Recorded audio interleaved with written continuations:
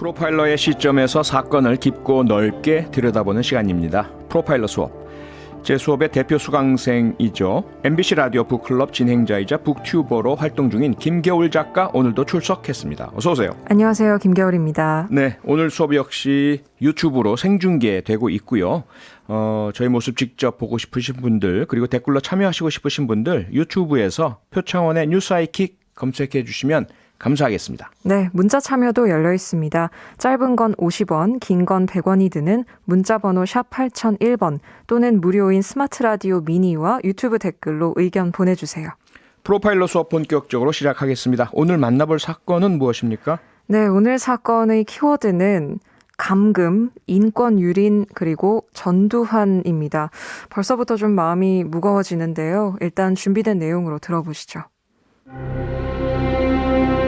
1975년부터 1987년까지 어린아이를 비롯해 3,500여 명을 불법 감금한 뒤 강제 노역을 시켰던 형제복지원. 구타와 성폭행이 자행됐고 확인된 사망자만 550여 명이 넘습니다. 하지만 제대로 된 처벌은 없었습니다. 당시 형제복지원 박인근 원장이 불법 감금 등 혐의로 재판에 넘겨졌지만 횡령 등 일부 혐의만 인정된 겁니다. 이후 30년 가까이 지난 2018년 검찰 과거사위 조사 결과 당시 검찰 수뇌부가 인권침해 수사를 무마시키고 횡령 금액도 축소한 사실이 드러났습니다. 네, 부산 형제복지원. 대한민국의 가장 부끄럽고 안타깝고 참담한 이런 대규모 조직적 범죄 사건 중에 가장 대표적인 사건이죠. 너무 가슴이 아픕니다. 네, 그렇습니다. 저는 이 형제복지원 사건을 처음 알게 되고 나서 이 사건에 대한 이제 여러 가지 사실들을 읽어 나가면서 이해가 되는 부분이 단 하나도 없었던 그런 기억이 수가 나는데요. 없는 사건이죠. 네. 지난 화요일에 전두환 씨 사망 소식이 전해졌죠. 이 형제복지원이 바로 전두환 정권의 대표적인 국가폭력 사건입니다. 사건의 피해 생존자들은 전 씨가 반성과 사과 없이 사망했다면서 비판적인 목소리를 내고 있는데요. 오늘은 이 사건 짚어보려고 합니다. 네, 부산 형제복지원 사건 다들 알고는 계시겠지만 그래도 조금 더 정확하게 우리가 한번 이해해보기 위해서 그때로 좀 돌아가 볼까요? 네. 형제복지원 사건 1975년으로 돌아갑니다. 1975년부터 1987년까지 불황인 선도를 목적으로 운영된 수용시설인데요. 불황인뿐만 아니라 어린아이부터 어른까지 일반 시민들까지 강제로 끌려갔다는 증언이 많습니다. 특히 1988년 서울올림픽을 앞두고 도시 정화를 명목으로 공무원들 또 경찰들이 일반 시민들을 직접 잡아 가뒀다는 것이 알려지면서 더욱 큰 비판을 받았죠.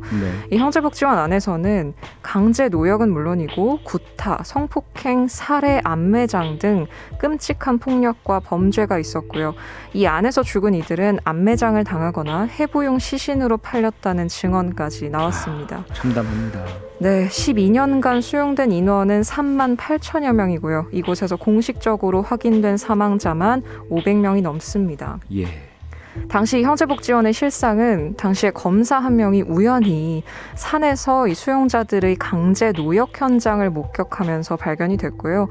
1987년 3월에는 원생 36명이 원생 1명이 숨진 데 항의하면서 집단으로 달아나면서 세상에 알려졌습니다.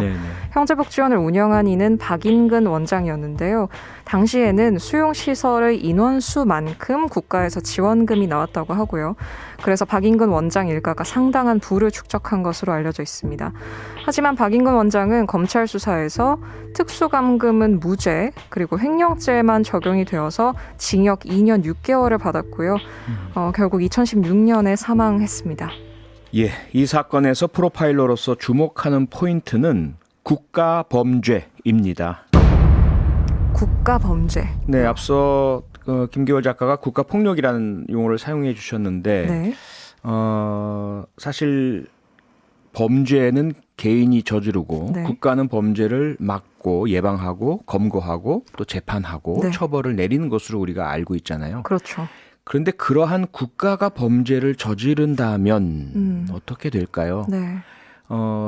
흔한 일은 아니죠. 우리가 그렇죠. 저 뭐 아프리카나 중남미나 이런 곳에서 발생하는 국가 행정 권력이 동원이 돼서 군이나 경찰이나 공무원들이 동원이 돼서 네. 일반 시민들에게 불법적으로 감금, 폭행, 성폭행, 갈취, 착취 이런 것들을 행하는 사례 보면서 도대체 어떻게 저런 일이라고 생각을 하셨을 텐데 네. 그런 일이 대한민국에서 발생을 한 겁니다. 네. 이 순간만큼 형제복지원 사건이 발생하는 그 기간만큼은 대한민국은 범죄 조직이었다. 대한민국 자체가 국가가 범죄자였다. 네. 이렇게 이야기할 수 있다라는 것이 국가 범죄의 개념입니다. 네. 참 조직적으로 행해졌다는 점에서 또 큰 충격이기도 한데요. 이 형제복지원이 오랜 기간 동안 아무런 제재 없이 운영되고 또 세상에 알려지지 않았던 데에도 그러한 배경이 있었던 것이겠죠. 그렇죠. 이 국가 행정력이 직접적으로 관장하고 개입하거나 네. 혹은 아주 좋게 봐줘서 방임, 방관, 묵인 하지 않았다면 도저히 발생할 수 없는 네. 어떻게 10여 년 동안에 수만 명이 불법 감금이 되고 그중에 수백 명이 사망하고 네. 그 사이에 뭐 말로 형용할 수조차 없는 성폭행과 뭐 시신을 그런 실험 도구로 사용한다든지 네. 일제가 7.3 부대에서나 행했을 것 같은 일을 같은 동족에게 그것도 전쟁 중도 아닌 상태에서 네. 행했다는 것. 이게 그걸 국가가 전혀 몰랐거나 개입하지 않았다면 그런 국가가 그 무능력한 국가가 존재할 이유조차 있을까요? 그래서 이렇게 오랜 동안 지속된 데는 국가의 역할이 없었다면 불가능한 일이다라고 봐야 되겠죠. 네. 실제로 이 형제복지원에 끌려가게 된 과정을 말할 때 경찰이 데려갔다 이런 증언을 하는 피해자들이 꽤 있었습니다. 네. 뭐 차를 태워서 뭐 데려다 주겠다라고 해놓고 뭐 형제복지원을 간다든지 이런 증언들도 있었는데 이게 그러니까 공무원이 일반인을 수용시설에 그냥 동의 없이 데리고 간 거잖아요. 네. 정말 총체적인 국가 범죄라고 봐야 되는 거겠죠. 네. 형제복지원 사건 삼총교육 때 좀 유사성을 가지고 있죠. 네. 전혀 법적 근거 없이 네. 국가를 관장하고 있다는 권력을 잡고 있는 이들이 자기들의 자의적인 판단으로 군사력이나 경찰력, 행정력 등을 동원을 해서 자기들 판단의 불황아, 불량배 이렇다라고 자의적으로 판단하면 네. 데려가서 삼총교육이란 미명하에 잔혹한 집단 고문 행위를 하고요. 또 형제복지원이란 곳에 집어넣어서 네. 이런 무자격한 자에게 자의적으로 마음대로 횡포를 저지를 수 있도록 한 것. 네. 그런 행위 자체가 사실상 장애된 것이 사실이고요. 네. 그 근거는 당시에 내무부 훈령이었습니다. 내무부 훈령이란 것을 어떻게 법을 그 훈령보다 훨씬 더 상위에 있는 법과 헌법을 위반하고 어겨가면서 그렇죠. 시민에게 이런 행동을 할 수 있었을까. 그런 일이 있었던 거죠. 대한민국에. 네, 정말 참 이해하기 힘든 그런 일인데요. 이 미니 메시지로 권현만님께서 그때는 문신만 했어도 잡혀갔어요. 제 친구는 등에 용문신 자랑하고 다녔는데 끌려갔어요. 누구에게도 그때 당시에는 말도 못했어요. 이렇게 보내주셨습니다. 당시의 분위기가 조금 짐작이 가네요. 네, 그러니까 뭐 물론 문신에 대한 호불호가 있으실 수 있어요. 네네네. 문신에 대해서 비난하시는 분도 있으실 수가 있어요. 네. 하지만 그렇다라고 해서 국가가 그런 싫다는 이유만으로 사람을 잡아 가두고 오랫동안 그리고 폭력을 행할 수가 있는 겁니까? 그건 절대 말도 그럴 수 안 되는 없죠. 이야기인 네. 거죠. 네. 참 이해할 수 없는 것이 여러 가지인데요. 그중에 하나는 이 형제복지원을 운영하던 가해자들의 심리 상태입니다. 네. 당시에 그 안에서 정말 상상할 수조차 없는 각종 폭력이 있었는데 이 형제복지원을 운영하던 가해자들은 아무런 죄책감이나 그 내부에서 어떤 제동을 걸 만한 장치가 전혀 없었을까요? 아무런 죄책감을 느끼지 못했다면 인간이 아닌 거죠. 예, 그럴 수는 없는 것이고요. 네네. 그런 죄책감을 감추죠. 그리고 억누르고요. 그걸 스스로가 인지하는 순간, 인정하는 순간 자신들은 견딜 수 없는 나쁜 짓을 네. 행하는 악마 같은 존재라는 걸 스스로 받아들여야 하기 때문에 자기 보호 차원에서의 방어 기제가 발동이 됩니다. 네. 그래서 합리화라는 과정을 거치게 되죠. 가장 대표적인 것은 그 수용되어 계신 분 혹은 수용시키기 위해서 납치를 해가는 그 대상자들은 우리와 다르다라는 그러한 인식을 스스로에게 강요합니다. 네. 저들은 우리와 다르기 때문에 이건 괜찮은 거야. 또 하나는 물론 불법적이긴 하지만 국가의 지시니까 네. 상급자의 지시니까 그리고 내무부 훈령이라는 그런 근거가 존재하니까 이건 괜찮은 거야. 나는 공적인 임무를 수행하는 거야. 라는 그런 합리화 과정을 거치는 거죠. 네. 그 과정은 2차 세계대전 당시에 히틀러 나치의 네. 그 일원으로서 보통 사람이었던 사람들이 600만 명에 달하는 네. 유대인, 유색인종 또는 전과자, 정신질환자 또는 성소수자 네. 이런 분들을 아무런 영장도 없이 근거도 없이 잡아 가두고 생체 실험하고 살해했던 600만 명에 대한 인종 학살, 대규모 학살을 자행했던 사람들, 그 사람들이 내면 심리에서 자신들이 스스로를 견뎌내기 위해서 네. 발동했던 발동했던 합리화의 방어 기제와 상당히 유사하다라고 볼 수 있고요. 들어보셨겠지만 미국 스탠포드 대학교에서 그 교도소 실험, 네. 프리즌 익스페리먼트라는 걸 진행하다가 평범한 보통 사람이었는데 간수 역할을 맡은 사람이 죄수 역할을 맡은 사람에게 끔찍한 폭력을 자행하면서 결국 실험이 중단될 수밖에 없었거든요. 네. 네. 그러한 일의 확대 재생산이 벌어진 것이 형제복지원 상황이다라고 보시면 될 것 같아요. 네.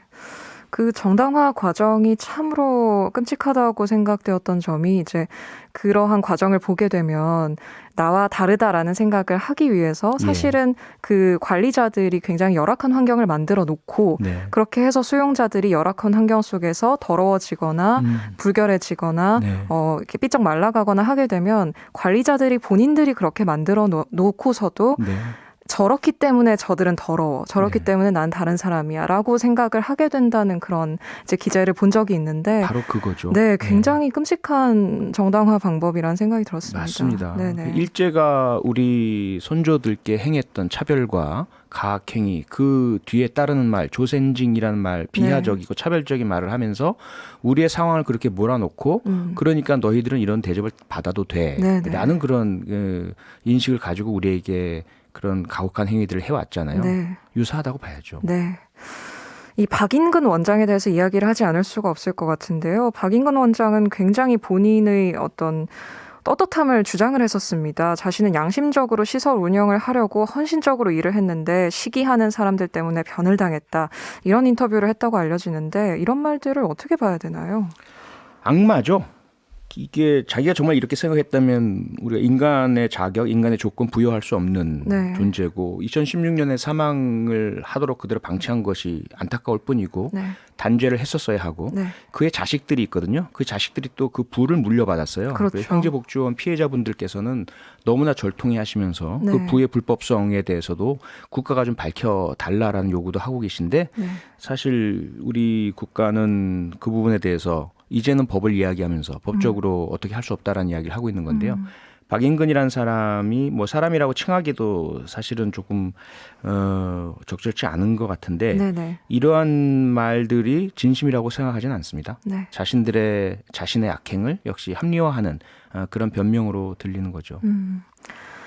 참 이 안타까운 사건인데요. 2018년에 비상상고가 되어서 2020년에는 비상상고심이 열리기도 했고요. 올해 5월에는 이제 진실화해를 위한 과거사 정리위원회 2기가 이 형제복지원 사건을 다시 조사를 하고 있는데 앞으로의 어떤 의문사 규명이라든지 책임자 처벌이라든지 이런 진상 규명이 어떻게 가능할까요? 책임자 처벌이란 것은 공소시효라는 한계 앞에서 무력화 될 수밖에 없죠. 너무 네. 오랜 세월이 지나 버렸기 때문에 살인 사건으로 본다 하더라도 우리가 2000년 이후 발생한 사건에만 공소시효를 배제할 수가 있죠. 그 네. 이전 발생한 사건에 대해서는 공소시효가 적용돼서 이미 처벌할 수가 없게 되었습니다.